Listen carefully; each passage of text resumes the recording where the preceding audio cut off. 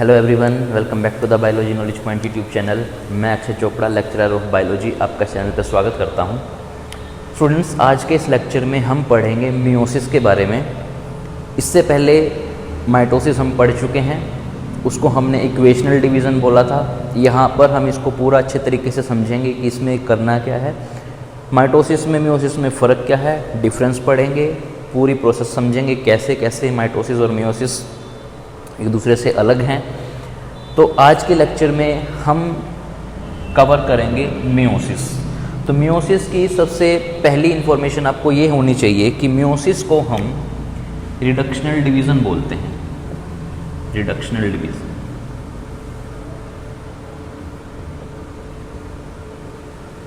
ऐसा हम क्यों बोलते हैं कि मियोसिस एक रिडक्शनल डिवीज़न है? क्योंकि मियोसिस आपकी बॉडी के अंदर सिर्फ स्पेशल सेल के अंदर परफॉर्म होती है, स्पेशलाइज्ड सेल।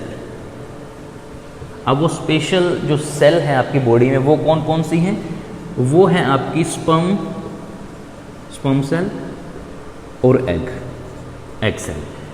ये आपकी मेल के अंदर होती है, ये आपकी फीमेल के अंदर है। ठीक है, समझो इसको ध्यान से। ये एक बॉडी है, इस बॉडी के अंदर मिलियंस ऑफ सेल हैं। रेस्ट ऑफ दी सेल्स, जो स्पेशलाइज्ड सेल को छोड़ के जो सेल्स हैं उनमें आपका माइटोसिस होता है। ठीक है, बट जो आपकी सेक्स सेल होती है, जो स्पेशलाइज्ड सेल बोलते हैं, उनमें आपकी चलती है मियोसिस। इतनी बात समझ में आई। दूसरी बात, रिडक्शनल डिवीज़न हमने इसको क्यों बोला? क्योंकि यहाँ पर आपका जो क्रोमोसोम नंबर है, मान लो एक सेल के अंदर 46 नंबर ऑफ क्रोमोसोम हैं, वो 46 आपका हाफ हो जाता है 23 में। मीन्स 2n से n बन जाती है cell. Diploid to haploid, diploid to haploid किसमें? मियोसिस में। बट माइटोसिस में क्या होता था? आपकी जो डिप्लॉइड सेल थी वो डिप्लॉइड ही रहती थी, उसका क्रोमोसोम नंबर चेंज नहीं होता था। यहाँ पर क्रोमोसोम नंबर चेंज होता है। वो क्रोमोसोम नंबर चेंज कैसे होता है वो सारी प्रोसेस हम समझेंगे। फिलहाल बेसिक इन्फॉर्मेशन ये है कि जो मियोसिस है वो रिडक्शनल डिवीज़न है, स्पेशलाइज्ड सेल के अंदर परफॉर्म होती है। टाइमिंग इसकी भी 24 आवर्स ही होती है। इसके अंदर आपका जो डिप्लॉइड होता है, जो क्रोमोसोम नंबर प्लॉइडी लेवल, वो हाफ हो जाता है, उसको हम एप्लॉइड बोल देते हैं। तो बेसिक इन्फॉर्मेशन ये है। अब आगे चलते हैं इसकी प्रोसेस पे।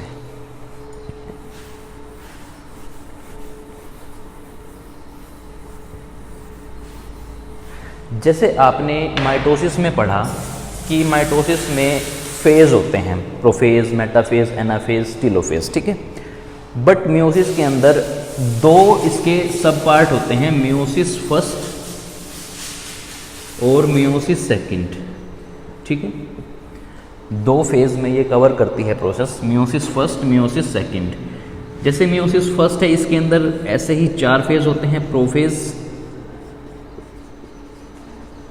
First, metaphase first, anaphase, telophase. ठीक है, फर्स्ट। ऐसे ही आपका जो मियोसिस सेकंड होगा, उसके अंदर prophase second, metaphase second, anaphase second and telophase second. ठीक है, ऐसे आपके 2 फेज हैं, meiosis first, meiosis second. Meiosis first में प्रोफेज, मेटाफेज, एनाफेज, टेलोफेज, ये सारा process. Prophase first, metaphase first, anaphase first, telophase first. ऐसे ही आपका मियोसिस सेकंड में उनके आगे सेकंड लगा दोगे। ठीक है, इन दोनों के बीच में एक फेज होता है जिसको आप बोलते हो इंटरकाइनेसिस। इंटरकाइनेसिस। ठीक है, 2 फेज के बीच में, मियोसिस फर्स्ट, मियोसिस सेकंड के बीच में एक फेज होता है जिसको आप बोलते हो इंटरकाइनेसिस। यहाँ तक अगर आपको समझ में आया है तो इसका स्क्रीनशॉट लो, फिर आगे चलते हैं।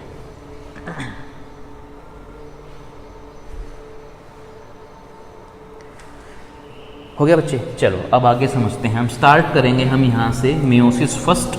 मियोसिस फर्स्ट में आपको जो एक फेज समझना है, सबसे ज़्यादा इम्पोर्टेंट फेज है आपका, वो है प्रोफेज फर्स्ट। हम इसके ऊपर फोकस करेंगे प्रोफेज फर्स्ट में। प्रोफेज फर्स्ट जो है बच्चे, इसके टोटल 5 फेज होते हैं।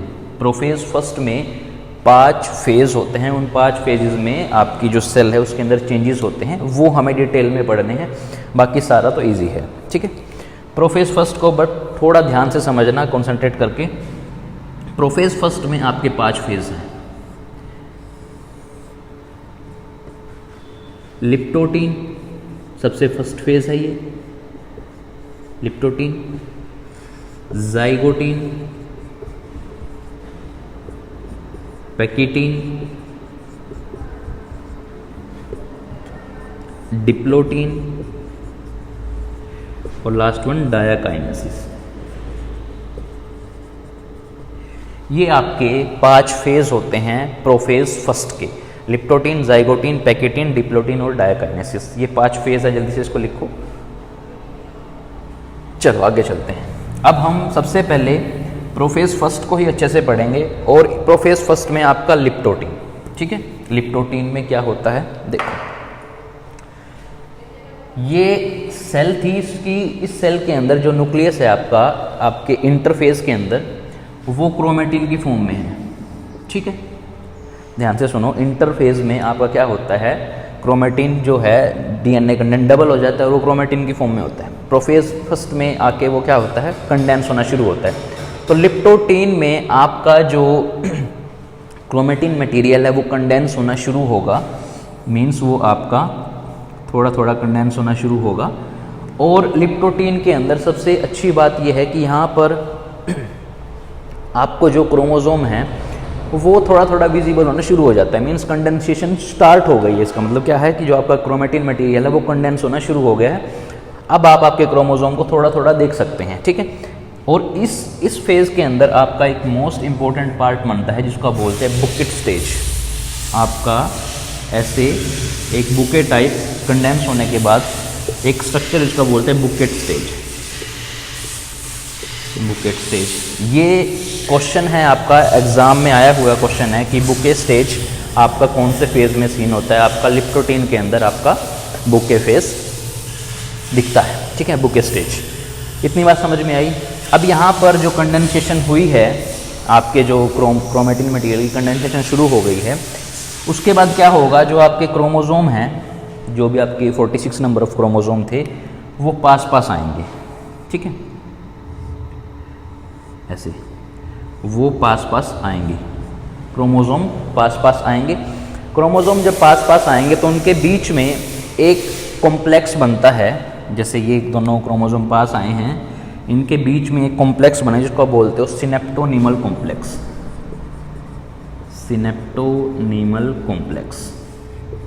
ठीक है, ये आपका होगा जाइगोट स्टेज के अंदर। जाइगोटीन जो है आपका प्रोफेज फर्स्ट, लिप्टोटीन में आपने कंडेंस किया किसको, क्रोमेटिन मटेरियल को। जाइगोटीन में आपने क्या किया, उन क्रोमोसोम जो आपके बने हैं कंडेंस, उनको आप पास लेके आए और उन दोनों के बीच में एक जॉइंट होता है जिसको बोलते हैं सिनेप्टोनीमल कॉम्प्लेक्स। इतनी बात समझ में आई। देन आपका नेक्स्ट जो यहाँ पर फेज है, इसके अंदर क्या होगा, आपका जो ये क्रोमोसोम है, इनके अंदर बेटा पैच बनेंगे। ठीक है, ये ऐसे पैच बनेंगे। पैच का मतलब क्या है, यहाँ पर ये जुड़ जाएंगे एक दूसरे के साथ, ये पैच बनता है एक। ठीक है, और ये पैच आपका पैकिटीन स्टेज के अंदर दिखेगा आपको पैच। ठीक है, और ये जो आपका ये जो पॉइंट बना है, इस पॉइंट को हम बोलते हैं रिकॉम्बिनेशन नोड्यूल। Recombination nodule. ठीक है बच्चे, रिकॉम्बिनेशन नोड्यूल। जल्दी से इसको लिखो, फिर आगे चलते हैं।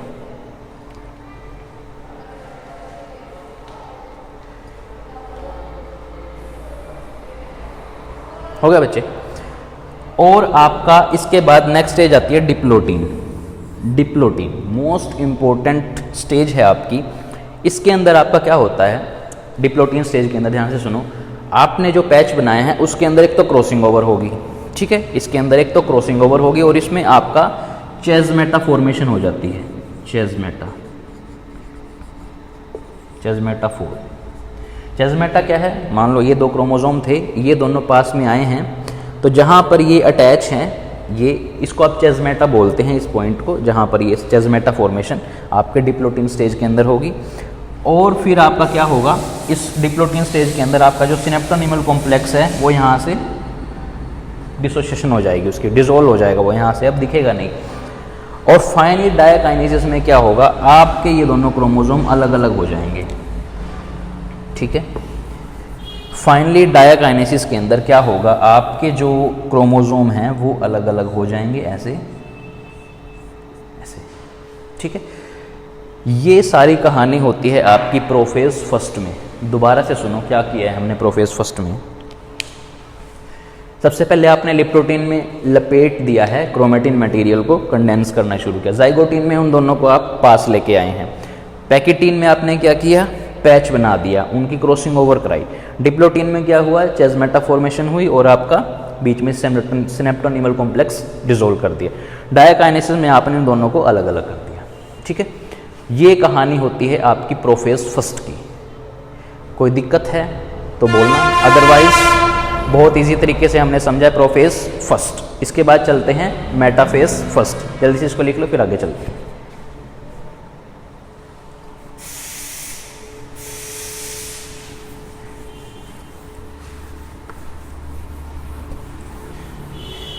नेक्स्ट है बेटा अपना मेटाफेज फर्स्ट।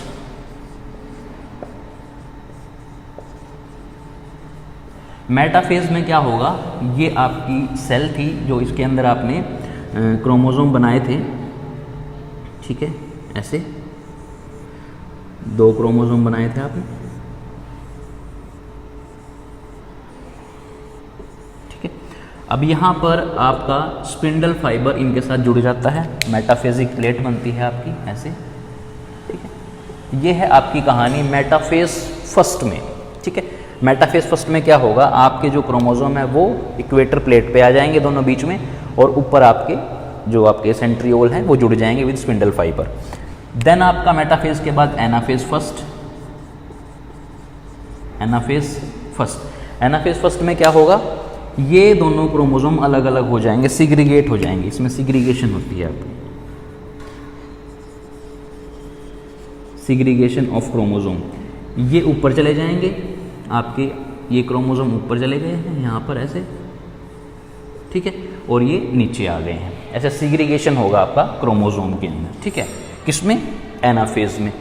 देन आपका होगा telophase. Telophase first, telophase first में क्या होगा, ये दोनों बिल्कुल अलग अलग हो जाएंगे, दोनों एक दूसरे से बिल्कुल अलग, और 2 सेल आपकी बनके तैयार हो जाएंगी ऐसे, जिसके अंदर आपका ऐसा क्रोमोसोम प्रेजेंट है। ये आपकी कहानी होती है मेटाफेज फर्स्ट में। सारा मैंने सीक्वेंस बताया, इसको देख लो एक बार फिर रिपीट करता हूँ। हो गया बच्चे, अब सुनो ध्यान से। हमने मियोसिस फर्स्ट में क्या किया, मियोसिस फर्स्ट में आपके 4 फेज होते हैं, prophase, metaphase, anaphase, telophase. Prophase first के अंदर 5 फेज होते हैं, लिप्टोटीन, जाइगोटीन, पैकेटीन, डिप्लोटीन और डायकाइनेसिस। लिप्टोटीन में आपने क्या किया, कंडेंस करना शुरू किया क्रोमेटिन को। जाइगोट में आप उसको पास लेके आए। पैचेटिन में आपने पैच बना दिया, क्रॉसिंग ओवर करा दी। और डिप्लोटीन में अंदर आपने चेजमेटा फॉर्मेशन कर दी, और डायकाइनेसिस में आपने अलग अलग कर दिया। फिर आप मेटाफेज के अंदर इनको पास लेके आए। देन आपने सिग्रीगेशन किया इनका, और टीलोफेज के अंदर आपने इन दोनों सेल्स को अलग अलग कर दिया। ये सारी कहानी होती है आपकी मियोसिस फर्स्ट में। अब इसके बाद देखते हैं मियोसिस सेकंड में क्या होता है। जल्दी से इसको देख लो एक बार।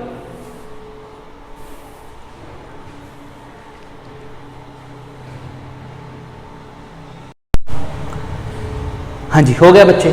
मियोसिस फर्स्ट में आपने ये सारे फेज पढ़े, आपने प्रोफेज फर्स्ट मियोसिस के अंदर पढ़ा आपने, उसके 5 फेज आपने पढ़े प्रोफेज के। अब हम पढ़ेंगे मियोसिस सेकंड। मियोसिस सेकंड में आपको कुछ भी नहीं करना, बहुत इजी है। अगर आपको माइटोसिस आता है तो आपका सेम मियोसिस सेकंड होता है जैसे आपका माइटोसिस होता है। अभी हम पढ़ेंगे मियोसिस सेकंड, ठीक है। मियोसिस सेकंड से पहले एक स्टेज आती है इंटरकाइनेसिस। वो इन दोनों के बीच की स्टेज होती है जिसमें आपकी सेल थोड़ा बहुत रेस्ट करके चेक करती है अपने आप को, उसके अंदर कोई चेंजेस करने हैं तो वो चेंज करेगी। लेकिन वहाँ पर आपका जो क्रोमेटिन मटेरियल है, जो आपका डीएनए कंटेंट है, वो डबल नहीं होगा। डीएनए कंटेंट पूरी सेल में सिर्फ एक बार डबल होता है, वो भी इंटरफेज में, वो भी एस फेज के अंदर। अब यहाँ पर क्या सीक्वेंस बनेगा वो देखो। यहाँ पर हमारे पास अब ये एक सेल तैयार है, ठीक है बच्चे। ये एक सेल हमारे पास तैयार है, पीछे से हमने अभी देखा था। सेम 2 बना लेते हैं, चलो।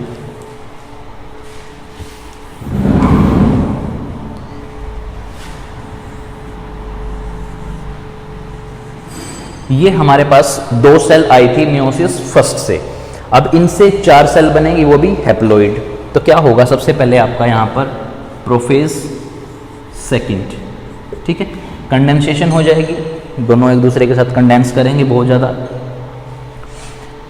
देन अब यहाँ पर सेकंड स्टेज आएगी, इसके बाद मेटाफेज सेकंड। मेटाफेज सेकंड में क्या होगा, जो आपके ये क्रोमोसोम हैं ये बिल्कुल सेंटर पे आ जाएंगे, ऐसे बिल्कुल सेंटर ऐसे, ठीक है। और यहाँ पर आपके स्पिंडल फाइबर अटैच हो जाएंगे इनके साथ, ऐसे हो गए। देन आपकी स्टेज आएगी metaphase, prophase, metaphase, anaphase second. Anaphase second में क्या होगा, ये आपके क्रोमोसोम अलग अलग हो जाएंगे, ये ऊपर चला गया, यहाँ आ गया, ये इधर और ये इधर, ठीक है। ये आपकी एनाफेज की कहानी है। देन आपका आएगा telophase. Telophase second. Telophase second में क्या होगा, ये दोनों आप बीच में से सिग्रीगेट कर जाएंगे, डिवाइड कर जाएंगे, और यहाँ पर आपकी 2 सेल बनेंगी, एक ये, सेम इधर ऐसे, ठीक है। इनका जो प्लोइडी लेवल होगा वो n होगा, इसका भी n, ये भी n, ये भी n। सेम बिल्कुल डिट्टो आपका माइटोसिस के जैसा है। मियोसिस सेकंड कुछ नहीं है, प्रोफेज, मेटाफेज, एनाफेज, टीलोफेज सारे चेंजेस सेम है। वही आपका एंडोमेम्ब्रेन यहाँ से डिसइंटीग्रेट हो जाएगा, डिसॉल्व हो जाता है। यहाँ पर आपका यहाँ पर टीलोफेज के अंदर दोबारा से रीजनरेशन हो जाती है, आपके एंडोमेम्ब्रेन सिस्टम की न्यूक्लियर मेम्ब्रेन बनना शुरू हो जाती है। Meiosis second is like mitosis, ठीक है। ये सारा का सारा काम आपने मियोसिस सेकंड वाला माइटोसिस में किया हुआ है, वही सेम सीक्वेंस है, कुछ चेंज नहीं है इसमें। बस आपको याद क्या करना है, मियोसिस फर्स्ट में क्या चेंज करने हैं, मियोसिस सेकंड में क्या चेंज करने हैं। मियोसिस फर्स्ट में आपने जो आपका प्रोफेज फर्स्ट है वो मोस्ट इंपॉर्टेंट और लॉन्गेस्ट फेज है, आपको वो याद होना चाहिए। देन यहाँ पर ये सारी कहानी हमने पढ़ी है मियोसिस के अंदर, मियोसिस फर्स्ट, मियोसिस सेकंड। बहुत इजी था, कुछ दिक्कत नहीं आनी चाहिए मेरे हिसाब से। एक बार इसको देख लो। देन मियोसिस में और माइटोसिस में एक बार थोड़ा सा डिफरेंस समझते हैं क्या है, एक बार इसको देख लो।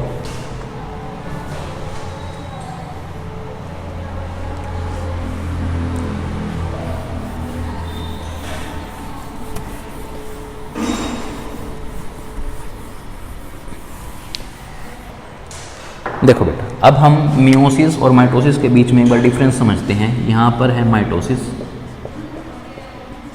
यहाँ पर मैं लिखता हूँ मियोसिस। सबसे पहली और मेन चीज़ आपको पता होनी चाहिए, माइटोसिस इक्वेशनल डिवीजन, ठीक है। मियोसिस आपकी रिडक्शनल डिवीजन है, ठीक है। इसमें आपका 2n से 2n ही रहता है, डिप्लॉइड से डिप्लॉइड ही रहता है। इसमें आपका 2n से हैप्लॉइड बन जाता है। इसमें आपकी एक सेल से 2 सेल बनती हैं, इसमें आपकी एक सेल से 4 सेल बनती हैं। ये आपको पता होना चाहिए, ठीक है भाई। Reductional division, equational division, 2n 2n 2n n। यहाँ पर आपका 2n से 2n 2 सेल बनेगी, यहाँ से आपकी 4 सेल बनती हैं। ये आपकी नॉर्मल सेल में काम करती है माइटोसिस, और ये आपकी स्पेशलाइज्ड सेल में काम करती है। एग्जाम्पल की बात करें, sperm in male, egg in female, ठीक है। ये है आपका difference in between mitosis and meiosis. समझ में आया होगा आपको। यहाँ पर 2n से 2n ही रहेगा प्लोइडी लेवल, वहाँ पर 2n से हाफ हो जाता है। यहाँ पर 46 है क्रोमोसोम, तो यहाँ पे 46 ही होंगे। यहाँ पर 46 है तो यहाँ पर 23 होंगे क्रोमोसोम आपके, ठीक है। So this is all about the meiosis कोई डाउट है तो आप पूछ सकते हैं, कमेंट सेक्शन में आपका डाउट लिख दें, आप उसको क्लियर कर देंगे। फिलहाल बिल्कुल बेसिक और सिंपल तरीके से हमने समझा है मियोसिस। मियोसिस के आपके दो पार्ट में मियोसिस कंप्लीट होता है, मियोसिस फर्स्ट और मियोसिस सेकंड। इसमें आपका क्रोमोसोम नंबर हाफ हो जाता है, स्पेशल सेल के अंदर परफॉर्म करता है sperm cell and the egg cell. This is all about the meiosis. इस लेक्चर को आप अच्छे से ध्यान से देख लो, कोई दिक्कत आती है तो फिर भी आप पूछ लेना। This is all about the meiosis. Thank you so much बच्चे।